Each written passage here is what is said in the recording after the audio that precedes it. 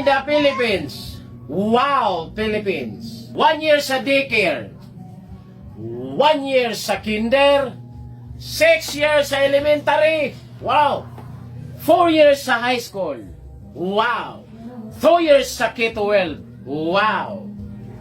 4 years sa college. Wow. Total 18 years schooling. Pag-apply ng trabaho, pagkatapos mag-aral. Requirements.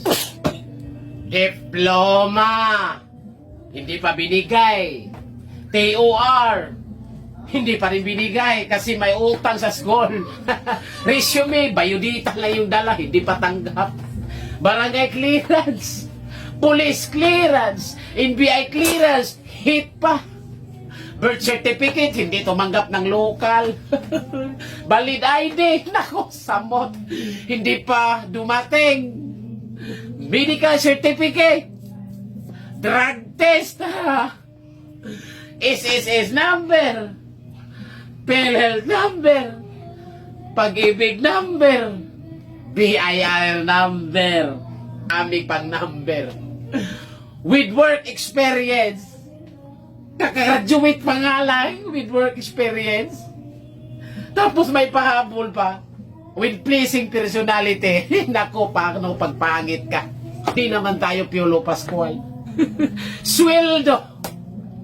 435 minimum wage earner Cebu. Cebu Reta.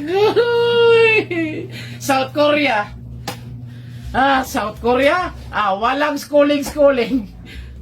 Pass lang ka sa exam, kahit grade 1, kahit walang grado, basta maipasa mo yung exam, sahod mo 80,000 hanggang 150,000. Anong pipiliin mo? South Korea, Philippines. South Korea na lang tayo, mag-review na lang tayo. Hichime kokoro, hanyo chonon isumnida. South Korea.